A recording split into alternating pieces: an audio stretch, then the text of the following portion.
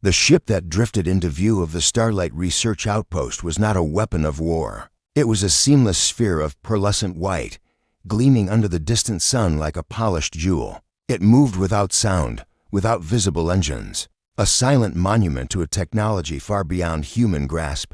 This was the Eternal Archive, flagship of the Valorian hegemony, and its rival had been anticipated with a mixture of awe and deep anxiety. From her small laboratory, Alara watched the vessel on her monitor, her hands stilling over the delicate root system of an alpine orchid. The Valorians were not conquerors in the traditional sense. They were curators. Their offer to humanity was one of cultural preservation, a pledge to save every artifact, every song, every memory from the inevitable decay of time. It was an offer that felt impossible to refuse, yet to Alara, it sounded like a beautifully spoken sentence to life in a museum.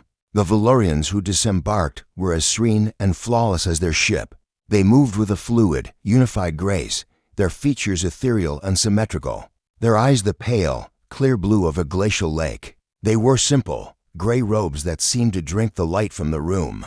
They did not demand or threaten. They simply observed, their presence a quiet judgment on the chaotic, vibrant life of the outpost. Lara, a botanical linguist who dedicated her life to understanding the subtle chemical languages of plants, was assigned to assist their lead archivist, a Valorian named Kellen. He was taller than the others, his silence more profound. When he entered her lab, the air itself seemed to grow still. "You are the specialist designated, Alara," he stated. His voice was a soft, resonant baritone, perfectly modulated. "Your field of study is the non-sentient communication of flora. A unique focus.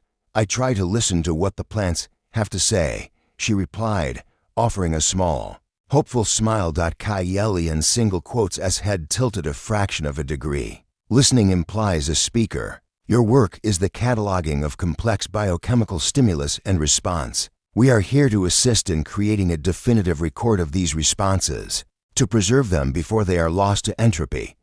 He saw the universe as a database to be secured, not a mystery to be lived. For days, they worked side by side in the station's expansive hydroponics bay, a place that was Alara's sanctuary. She showed him the orchids from Earth's last rainforests, their petals a riot of impossible patterns. She showed him the ancient, gnarled bonsai tree, a living sculpture of patience and sacrifice. She showed him the simple, cheerful sunflowers that turned their faces to the artificial grow lights.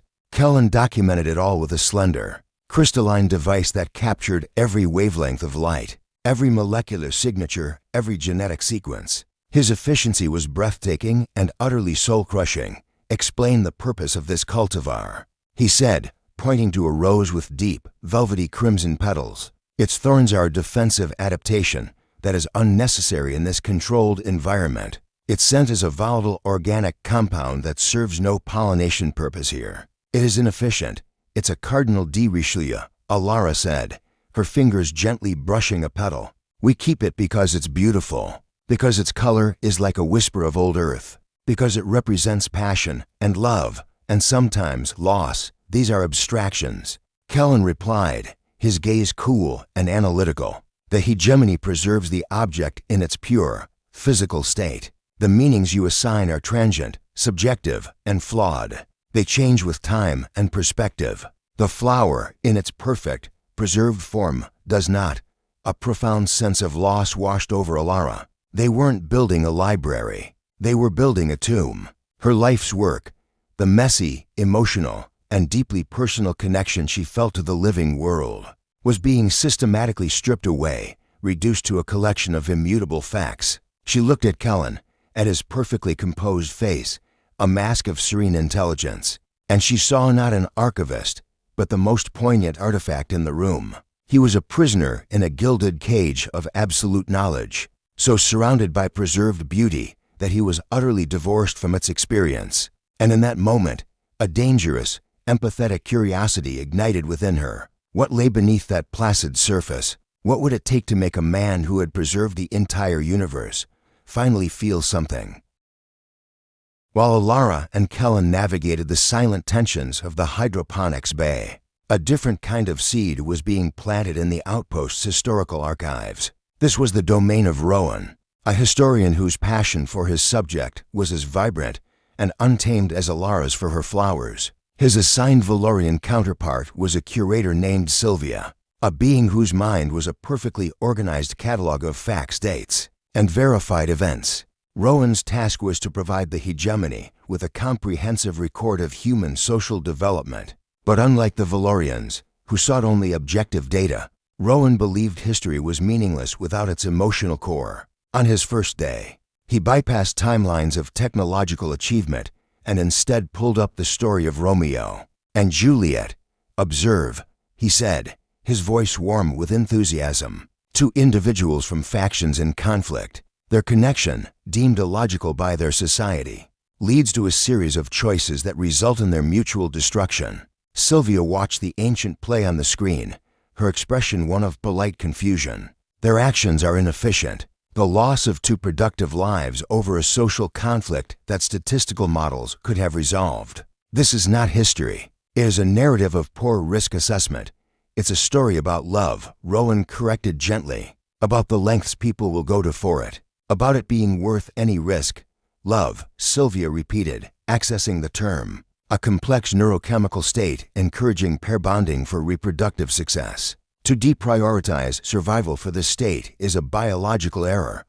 Rowan simply smiled. He then showed her the letters of Abelard and Heloise, their intellectual passion and tragic separation. He played the music of Beethoven, explaining how the composer's personal despair had been poured into notes that could break a human heart. He told her of Napoleon's love for Josephine and how it influenced the fate of nations.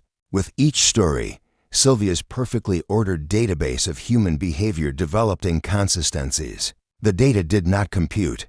These humans consistently made choices that defied logic. Survival and efficiency, all for this fleeting, unquantifiable state. One evening, after their official session had ended, Rowan found Sylvia alone in the archives. She was not reviewing the day's data, but was instead staring at a painting, Gustav Klimt's The Kiss.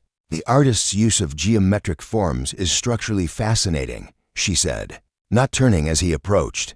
"But the subject matter is another depiction of the love concept. The figures are intertwined to the point of impracticality. They are vulnerable. They're lost in each other," Rowan said softly, standing beside her. "It's about the sensation of being so connected to another person that the rest of the world just fades away."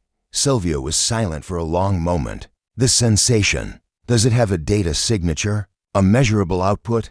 "Only the effect it has on you," he replied. "It's a feeling." That night, in the privacy of her quarters, Sylvia did something she had never done before. She bypassed the hegemony's sanctioned cultural database and accessed a restricted human network. She searched for more. She read sonnets by Shakespeare, their intricate metaphors hinting at a depth of feeling her language had no words for. She found journals of star-crossed lovers, their words filled with a desperate, beautiful agony. She listened to a haunting melody about a man who would cross oceans for a single glance. From his beloved dot, as she absorbed it all, a strange tightness formed in her chest. It was not a malfunction, but a resonance, a longing for something her perfectly preserved, perfectly logical existence had never offered. She looked at her own reflection in the cool, metallic surface of her desk. Her face was the same, but inside, a crack had appeared in the foundation of her world. The whisper of human defiance, the defiance of logic for the sake of feeling, had found its way in,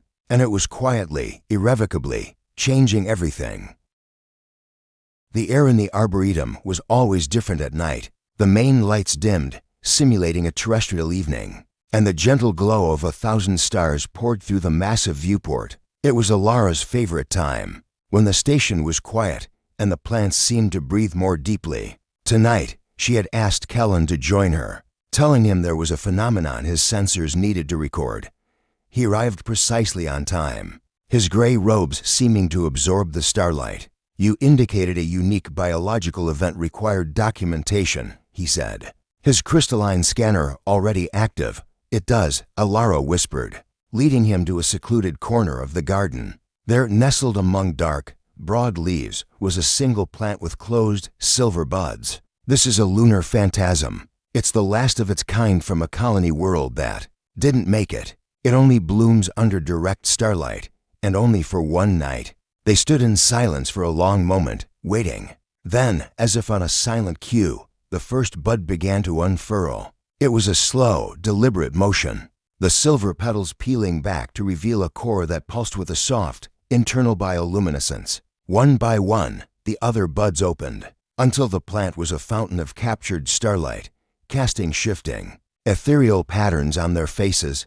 Kellen raised his scanner, but his movements were slower than usual. He recorded the event, but his eyes, Alara noticed, kept drifting from the device's readout to the flower itself. "It's beautiful, isn't it?" she said, her voice barely a breath. "Its luminosity serves no clear photosynthetic or reproductive purpose," Kellen replied. But the usual certainty in his tone was absent. "The energy expenditure is significant for such a transient display.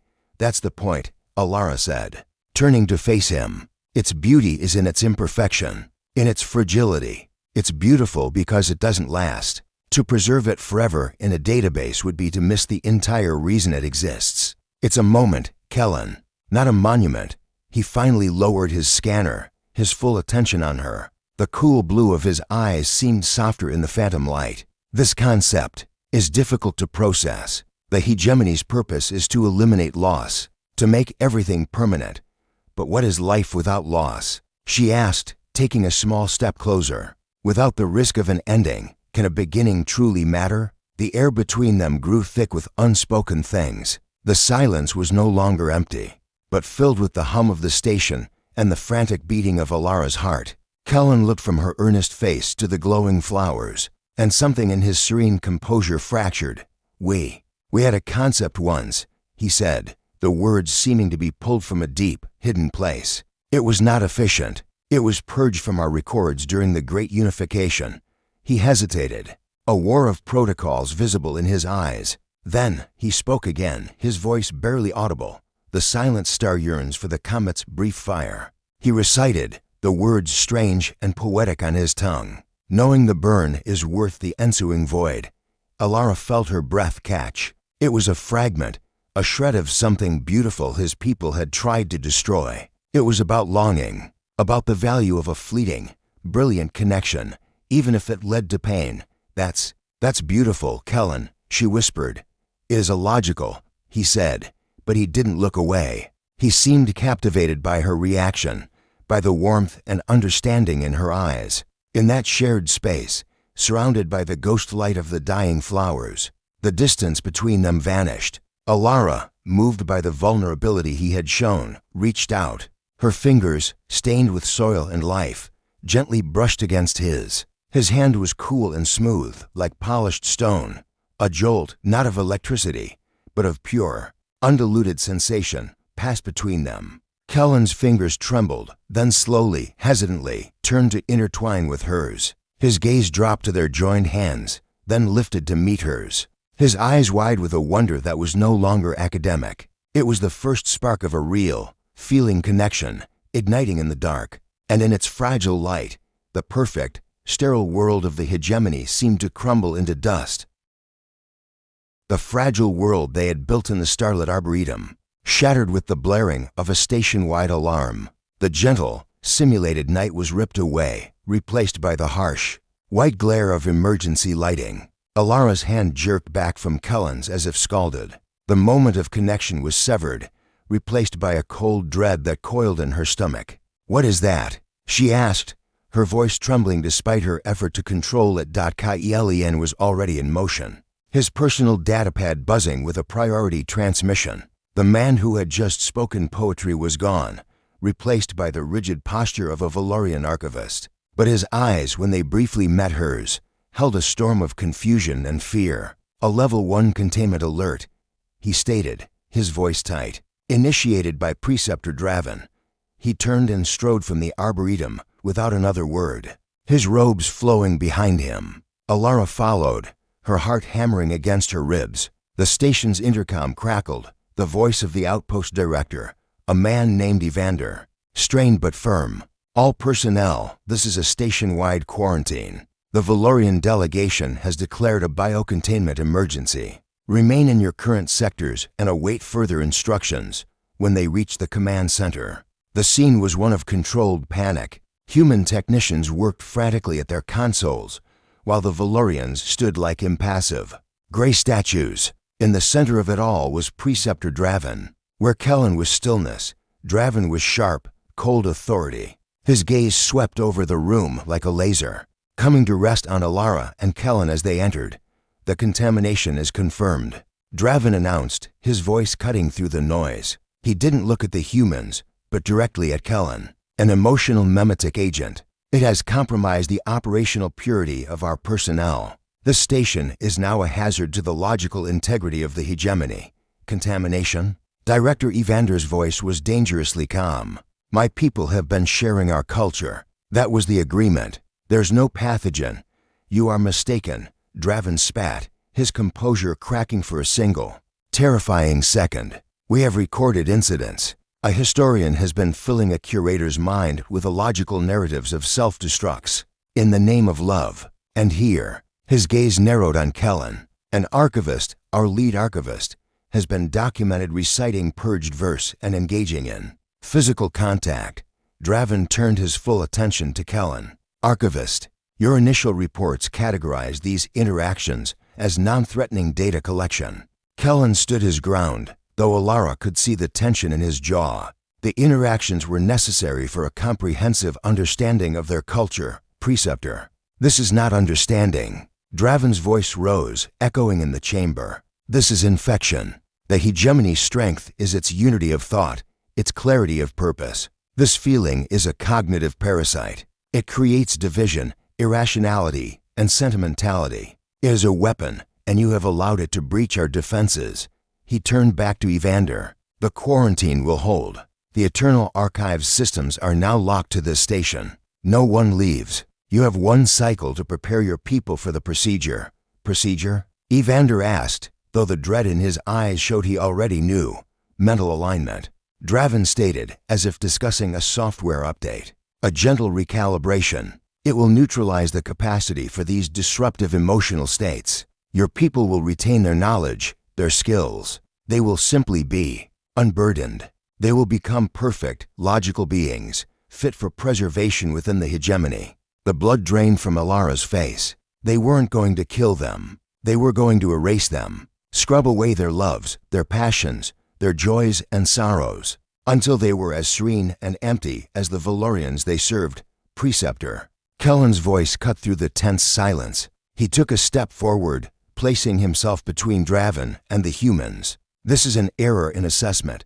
You are compromised, Archivist," Draven said with icy finality. "Stand down. If their greatest threat is an idea," Kellen continued, his voice gaining a strength that seemed to surprise even him, "then our greatest weakness is our inability to process it. To align them is not a victory. It is an admission of that weakness. It proves their illogic is so potent our only defense is to erase it. What does that say of our vaunted perfection?" He was using their own logic, turning it against them. Alara watched, her hope a fragile, fluttering thing. "It says we eliminate a flaw," Draven countered. But a flicker of uncertainty crossed his face. Cullen's argument was heretical, but it was structurally sound.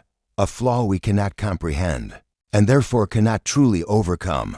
Cullen pressed. "You would make empty vessels of them. You would turn their poetry and their touch into a ghost that would haunt the hegemony forever. Is that the legacy you wish to create? Is that logical?" The command center was utterly silent. Draven's lips were a thin, bloodless line. Kellen's words had found a crack in his absolute certainty. The prospect of a strategic paradox loomed.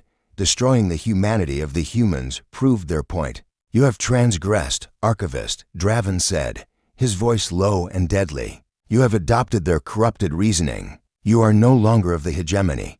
He gestured to the Valorian guards. "Detain Archivist Kellen. Charge cognitive treason."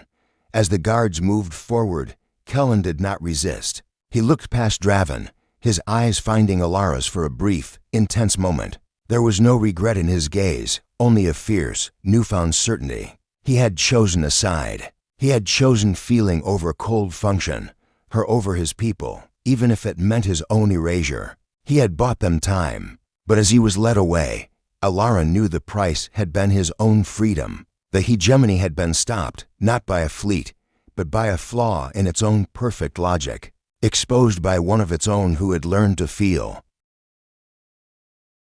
A profound silence had fallen over the Starlight outpost, heavier and more suffocating than the vacuum outside. The Valorian ship, the Eternal Archive, hung in the viewport, its pearlescent hull now seeming like a tombstone. Inside, the air was thick with a desperate, helpless dread. Preceptor Draven had returned to his ship, leaving his second-in-command to enforce the quarantine. The arrest of Kellen had been a clear, chilling message. The hegemony's perfection would not be questioned. The procedure of mental alignment, the gentle, horrifying erasure of everything that made them human loomed dot, but a different kind of logic, a quiet and stubborn one, was at work within the Valorian ranks. In the ship's meditation hall, the guard who had been given the rose by Sylvia stood at his post. The flower was now pressed and hidden within a data slate, a permanent, illogical keepsake. He watched his fellow crew. He saw the curator, Sylvia, whose fingers trembled slightly as she reviewed data on human love sonnets. He saw the technicians who spoke in hushed, confused tones about the beauty of impermanence, the seed of feeling, planted by a story, by a poem, by a touch, had taken root. The final order came from the bridge. All personnel, prepare for the alignment wave. Initiate synchronization protocols. The guard did not move. Unit 734. Confirm synchronization. The command crackled again. Insistent, he looked at the faces of his crewmates, saw the same internal conflict he felt mirrored in their too still postures. He thought of the historian's passionate stories, of the archivist's brave defiance. He thought of a universe where every beautiful thing was preserved and nothing was ever truly felt. He took a single, deliberate step back from his console. It was a small act, an act of nothing, but in the perfectly synchronized organism of the Valorian crew, it was a catastrophic failure. On the bridge, the officer in charge stared at his status board. A single light, representing Unit 734, had turned from compliant blue to a defiant, unanswered gray. Then another. Sylvia, at the Cultural Analysis Station, had simply closed her terminal. One by one, across the ship, lights winked out. It was not a violent mutiny. It was a quiet, profound refusal. The crew, their spirits infected with a virus called choice, were simply stopping. At that moment, the ship's internal communication system, which should have been broadcasting alignment frequencies, filled with a soft, melodic sound. It was the ancient fragment of poetry Kellen had recited, his voice captured from the Arboretum and now echoing through every corridor. Sylvia, using the logical access methods Rowan had shown her, had routed it through the entire ship. The words about the star and the comet's fire wove through the silence, a stark contrast to the cold purpose of the hegemony on the Starlight. Director Evander watched the sensor readings, baffled. Their power signatures are fluctuating. The alignment wave has not been initiated. I'm reading a cascading non-compliance through their command structure. It's a stand-down. Alara, watching from the viewport, understood. She felt a tear trace a path down her cheek. They had done it. They had weaponized a love poem. Faced with a mutiny of the spirit, Preceptor Draven was powerless. He could not force a mind to be aligned when its will had been awakened. He could not enforce perfection when his own people had chosen flaw. To proceed would be to admit his entire command was lost. With a final, bitter order, he recalled his few remaining loyalists and initiated the jump to hyperspace. The Eternal Archive vanished, not in a blaze of glory, but in a retreat of utter bafflement. In the aftermath, Kellen was released from his isolation cell. The doors slid open to reveal Alara standing in the corridor, the station's normal lighting warm and steady behind her. He walked out, his stride different, less measured, more human. "They're gone," she said softly. He simply nodded, the weight of his choice and his newfound freedom settling on him. They did not understand. They could not fight an enemy that offered them a poem. He looked around at the human station, no longer a place of puzzling chaos, but a place of beautiful, vibrant life. "What happens now?" "Now," Alara said, "you decide. You can stay, or we can find you a way to another life. You are free, Kellen." The word was as terrifying as it was exhilarating. Free from the hegemony's dictates. Free to feel. Free to be imperfect, he looked at her, at the woman who had shattered his world with a flower and rebuilt it with her touch. "I would like to stay," he said, the words feeling profoundly right. A slow, genuine smile spread across Alara's face. It was the most beautiful thing he had ever seen. Later, they stood again in the arboretum. The lunar phantasm had wilted, its brief, glorious bloom over, but new buds were already forming on other plants. The crisis was over, but a new, quiet understanding had grown between them. "I have been practicing," Cullen said, his voice earnest. "Practicing what?" Alara asked, her heart fluttering with a hope she dared not name. "Theological concepts, the ones my people tried to erase." He turned to face her, his sea-blue eyes no longer calm, but deep and swirling with emotion. "Alara," he began, his voice soft but sure, "the silent star does not just yearn for the comet's fire. It chooses the burn. I choose the burn. I choose the void that follows, if it means I can feel its warmth with you." It was not a human declaration of love.